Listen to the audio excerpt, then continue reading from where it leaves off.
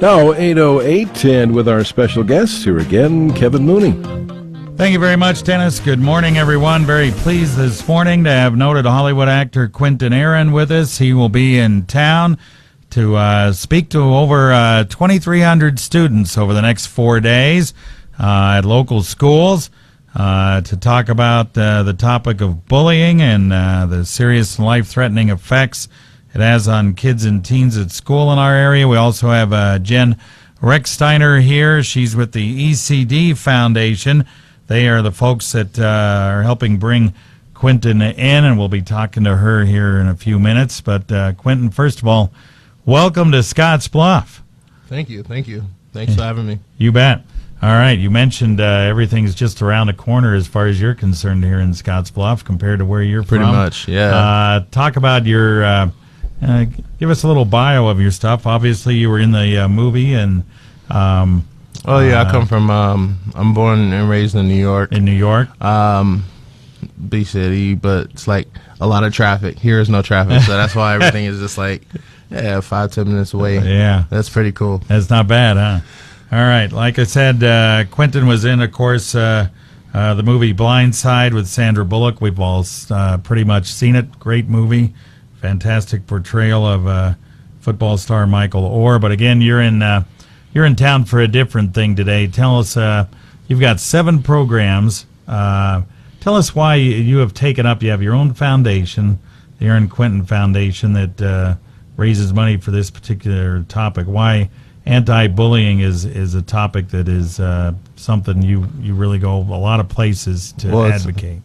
It's all started from a personal, thing. I grew up being bullied, and I figured with the platform I've been given, what topic to approach is one that I can personally relate to. Bullying is still going on today. It will be going on for, years to come. Probably the end of time, right?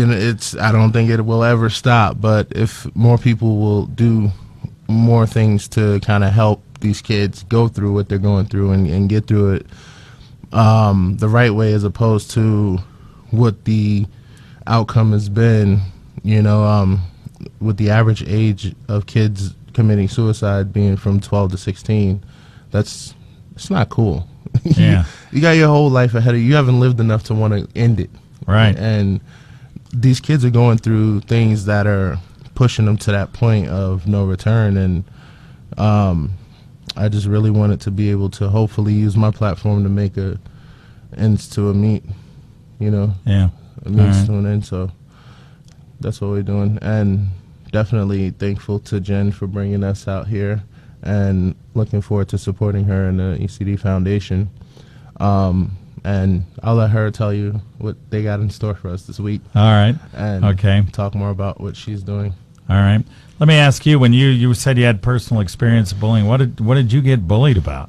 Well, I wasn't always this big, when I was in... I was going to say, I wouldn't be bullying you at that size. No. When I was in elementary, I was still tall, but, I was a little shrimp. I was a skinny kid with big glasses, big forehead, and crooked teeth. Yeah. So target, obviously. I mean, unfortunately, but... Plus, you grew up in the Bronx, so... Yeah.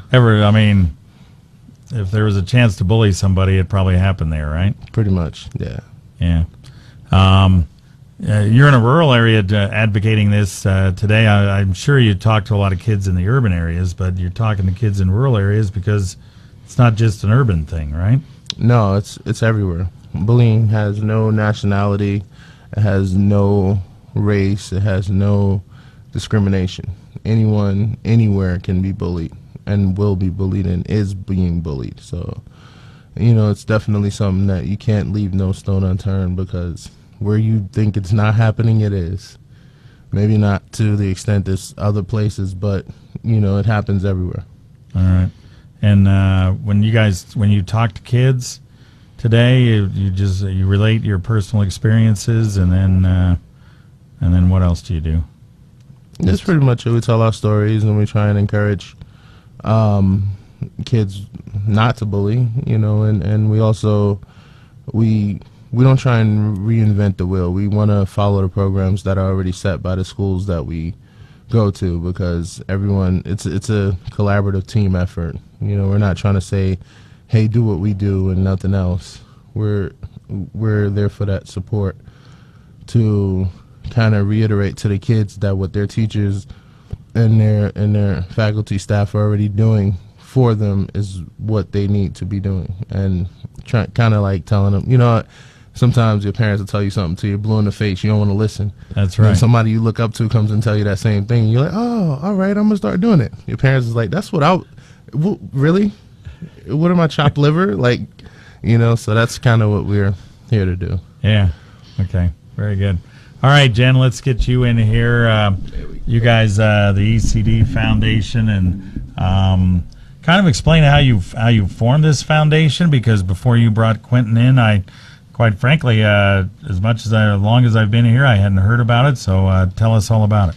Okay, basically it was in May of this year. We were in communication with Gearing Public Schools. We have 2 children that attend those schools, and, you know, through some incidents, we were in communication with the superintendent and some of his staff. And long story short, the expression was made that they needed some help. They, you know, they've got full plates, and like I said, they're shaping our children's minds and futures, and, you know, we're grateful for that, and we want to help them where we can. And so we went home that night and sat down with my husband and 2 boys and said, you know what, we want to help them. We want to do something, and this is our efforts to do that and try to reach out to these kids that maybe feel like they don't have any other option, and that's the last thing we want to see, you know, is somebody taking it, God forbid, to suicide, you know. So we want to try to help these kids. All right, it's fantastic.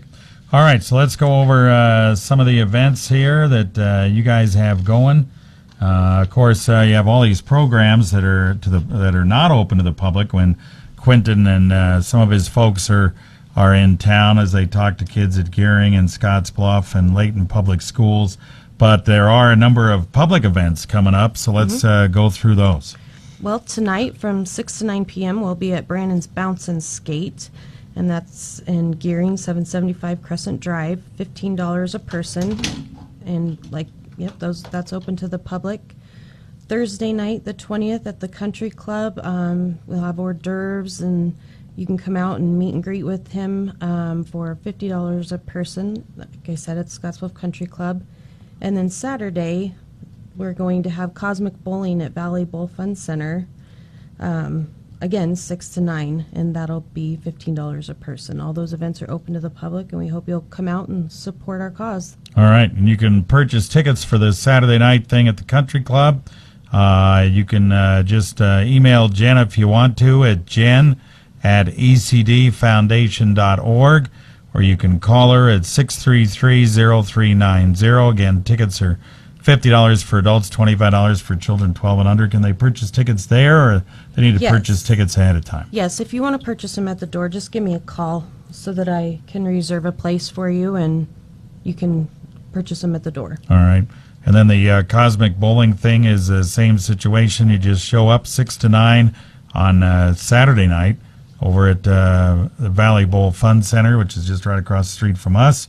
And $15 a person, raffle and cash prizes as well. Yes, should be a great time. All right. We also have a deal here on October 23rd. Is that going on as well?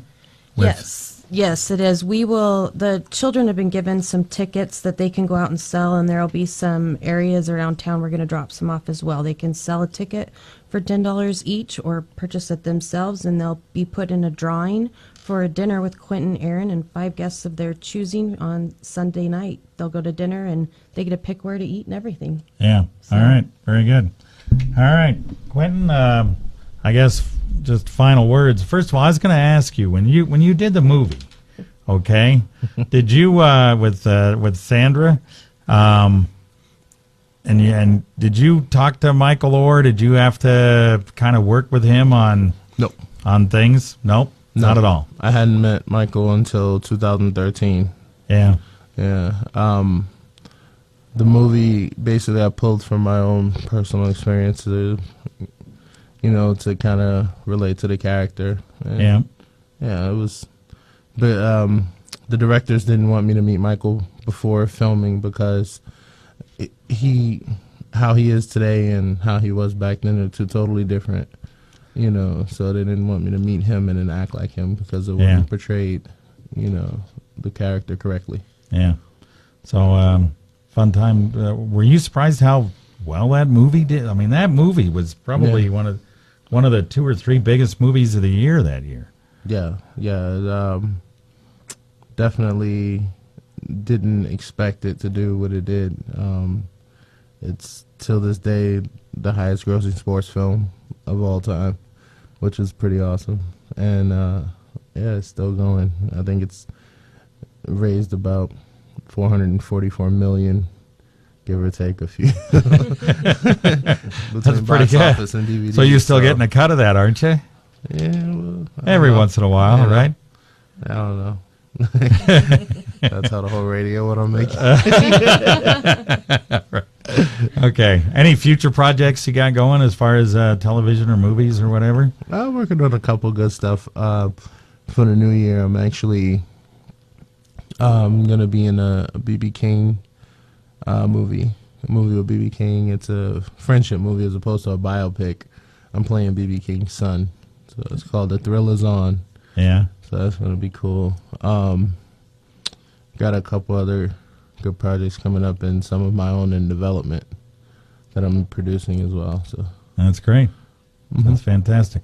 All right. Well, thanks again for coming to the area and talking about a very important subject here. And I'm sure the kids will be thrilled to see you, and we'll definitely listen to your words. Like you said, sometimes the parents say it. If you say it, it kind of gets through, So hopefully your message does get through, not only to the victims, but also to those that have been doing the crime, maybe, so to speak. Yeah. Huh? Yeah, for sure. All right. Thanks for coming in. We appreciate it very much. Thanks for having me. You bet. Thank you, Jen, for coming in. Thank you. You bet. Cool.